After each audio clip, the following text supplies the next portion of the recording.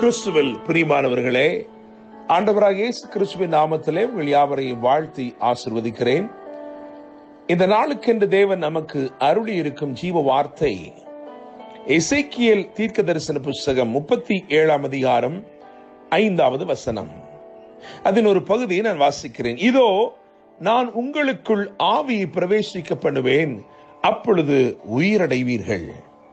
என கேட்கும் தேவனுடைய பிள்ளைகளே, இந்த எசேக்கியேல் தீர்க்க தரிசன புஸ்தகம் அதன் முதல் அதிகாரத்தை வாசிக்கும் பொழுது அங்கே வானங்கள் திறக்கப்பட்டிருப்பதை நாம் வாசிக்கிறோம். எனவே நான் நம்புகிறேன், விசுவாசிக்கிறேன், இந்த நாள் தேவன் உங்களுக்காக தம்முடைய வானங்களை திறக்கும் ஒரு நாளாய் இருக்கிறது. அற்புதங்களினாலே உங்களை அலங்கரிக்கும் ஒரு நாளாய் இருக்கிறது. உயிரற்றவைகளிலே, உலர்ந்து போனவைகளிலே ஒரு உயிரோட்டத்தை ஏற்படுத்தும் தம்முடைய வார்த்தைகளை இன்றைக்கு உங்களுக்கு நேராய் அவர் அனுப்பி கொண்டிருக்கிறார். மடிந்து போனவைகள், முடிந்து போனவைகளிலே உங்களுக்கு தெரிந்திராத தேவ மகிமை வெளிப்படும்படிக்கு, எல்லாவற்றிலும் ஒரு அற்புதத்தை அவர் செய்யும்படிக்கு விரும்புகிறார்.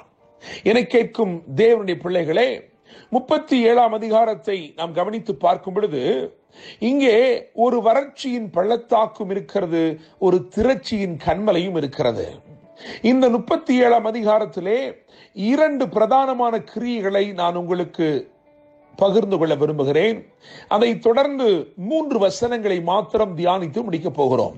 என கேட்கிற தேவனுடைய பிள்ளைகளே, இதிலே அதாவது எசேக்கியேல் 37ஆம் அதிகாரத்திலே 7ஆம் வசனத்தை கவனித்து பார்க்கும் பொழுது, தீர்க்க தரிசன வார்த்தையினாலே தேவனிடத்திலிருந்து, அவருடைய இருதயத்திலிருந்து புறப்பட்ட அந்த சத்தம் உலர்ந்து போன எலும்புகளை ஒன்றோடு ஒன்று இசைய செய்தது. தேவனுடைய பிள்ளைகளே, நீங்கள் வாசிக்கும் பொழுது அந்த 37ஆம் அதிகாரம் அதிலே 7வது வசனத்தை கவனிக்கும் பொழுது, எனக்கு கட்டளையிட்டபடியே நான் தீர்க்க தரிசனம் உரைத்தேன்.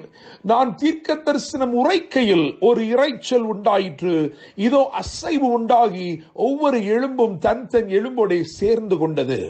என கேட்கிற தேவனுடைய பிள்ளைகளே, உங்களுக்காய் தேவன் தம்முடைய இருதயத்திலிருந்து எழுப்பும் ஒரு சத்தம் இன்னைக்கு உலர்ந்து போய் கிடக்கிறவைகளிலே ஒரு உயிரோட்டத்தை ஏற்படுத்தும்படிக்கு ஒன்றோடு ஒன்று இணைய செய்கிறார்.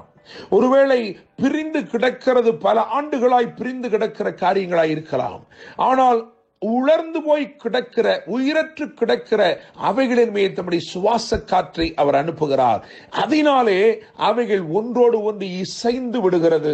தேவனுடைய பிள்ளைகளே, குடும்பத்திலே காணப்படுகிற குழப்பங்களாய் இருக்கலாம், அல்லது எப்படிப்பட்ட பிரிவினையின் சூழ்ச்சிகள் அல்லது சூழ்நிலைகளாய் இருக்கலாம். இன்றைக்கு கர்த்தர் உலர்ந்து போனவைகளுக்குள்ளே ஒரு உயிரோட்டத்தை ஏற்படுத்தும்படி நம்முடைய இருதயத்திலிருந்து உங்களுக்காய் ஒரு சத்தத்தை, தீர்க்க தரிசன வார்த்தை துணிக்க பண்ணுகிறார். அதனாலே ஒரு இணைப்பு உண்டாகிறது.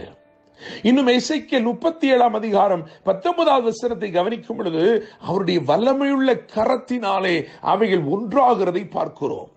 நீ அவர்களை நோக்கி, கர்த்தராகி ஆண்டவர் உரைக்கிறது என்னவென்றால், இதோ, எப்பிராயீமுக்கும் அதை சேர்ந்த இஸ்ரவேல் கோத்திரங்களுக்கும் அடுத்த யோசேப்பின் கோலை எடுத்து அதை யூதாவின் கோலோட சேர்த்து அவைகளை ஒரே கோலாக்குவேன், அவைகள் என் கையில் ஒன்றாகும் என்கிறார். என கேட்கிற தேவனுடைய பிள்ளைகளே, அவருடைய வல்லமையுள்ள வார்த்தையால் ஒன்றுபடுத்தப்பட வேண்டியவைகள் ஒன்றுபடுத்தப்படும். அவருடைய வல்லமையுள்ள கரத்தினால் ஒன்றுபடுத்தப்பட வேண்டியவைகள் அவருடைய கரத்தினால் ஒன்றுபடுத்தப்படும். தேவனுடைய பிள்ளைகளே, நிச்சயமாய் தேவன் அந்த நாளிலே இணைக்க வேண்டியவைகளை இணைக்க போகிறார். ஆவிக்குரியவைகளை ஆவிக்குரியவைகளோடு சம்பந்தப்படுத்த போகிறார். புதிய வெளிப்பாடுகளுக்குள்ளே, ஆழமான மறைபொருளுக்குள்ளே உங்களை கர்த்தர் நடத்த போகிறார். புதையல்கள், பொக்கிஷங்கள் போன்ற ஆசீர்வாதங்களை எடுத்து உங்களை திருப்தி செய்ய போகிறார். ஆவிக்குரிய நன்மையினாலும் செழிப்பினாலும் நீங்கள் திருப்தி அடைய போகிறீர்கள். என கேட்கும் தேவனுடைய பிள்ளைகளே, 3 வசனங்களை தியானிப்போம் என்று சொன்னேனே. எசேக்கியேல் 37ஆம் அதிகாரம் 5ஆம் வசனத்தை நாம் வாசித்தோம். அதை கவனிக்கும் பொழுது அங்கே ஆவியை பிரவேசிக்க பண்ணுவேன் என்று எழுதியிருக்கிறது. அதே எசேக்கியேல் 37ஆம் அதிகாரம் 6ஆம் வசனத்தை வாசிக்கும் பொழுது ஆவியை கட்டளையிடுவேன் என்று எழுதியிருக்கிறது. எசேக்கியேல் 37:14 கவனிக்கும் பொழுது என் ஆவியை உங்களுக்குள் வைப்பேன் என்று எழுதியிருக்கிறது. இந்த 3 வசனங்களிலும் சொல்லப்பட்டிருக்கிற அந்த காரியங்களின் விளைவு என்னவாயிருக்கிறது என்று பார்த்தால், 37:5 ஆவியை பிரவேசிக்க பண்ணுவேன், அப்பொழுது உயிரடைவீர்கள் என்று எழுதியிருக்கிறது. 37:6 உங்களில் ஆவி கட்டளையிடுவேன், அப்பொழுது உயிரடைந்து நான் கர்த்தர் என்று அறிந்து கொள்வீர்கள் என்று எழுதியிருக்கிறது. என்னை கேட்கும் தேவனுடைய பிள்ளைகளே, முதலாவது உயிரடைகிறோம், அதற்கு பிறகு தேவனை அறிந்து கொள்கிறோம். மூன்றாவதாக எசேக்கியேல் 37:14 என் ஆவி உங்களுக்குள் வைப்பேன், அதனால் என்ன நடக்கிறது என்று சொன்னால் உங்களை உங்கள் தேசத்தில் வைப்பேன் என்று எழுதியிருக்கிறது. தேவன் உங்களுக்குரிய ஸ்தானத்திலே, உங்களுக்குரிய ஆசீர்வாதத்திலே, உங்களுக்குரிய நன்மையிலே உங்களை நிலைப்படுத்த போகிறார். என்னை கேட்கும் தேவ ஜனமே, அவரை அறிந்து கொள்வது, முதலாவது உயிரடைவது, அதற்கு பின்பு உயிரடைந்து அவரை அறிந்து கொள்வது, மூன்றாவது உயிரடைந்து அவரை அறிந்து கொண்டு அவருடைய ஆசீர்வாதத்திலே நிலைப்பது. என்னை கேட்கும் தேவனுடைய பிள்ளைகளே, இதோ நான் உங்களுக்குள் ஆவியை பிரவேசிக்க பண்ணுவேன், அப்பொழுது உயிரடைவீர்கள் என்று கர்த்தர் வாக்குப்படி இருக்கிறார். இந்த வார்த்தையின் மூலமாய் கர்த்தர் உங்களை ஆசீர்வதித்து மேன்மைப்படுத்தி இன்றைக்கு உலர்ந்து போனவைகளுக்குள்ளே ஒரு உயிரோட்டத்தை ஏற்படுத்தி ஒரு திறந்த வானத்தின் அனுபவத்தை அருளி தேவ மகிமையினால் உங்களை நிறைத்து ஆசீர்வதிப்பாராக. என்றும் அன்புடன் pastor Daniel Moses. God bless you.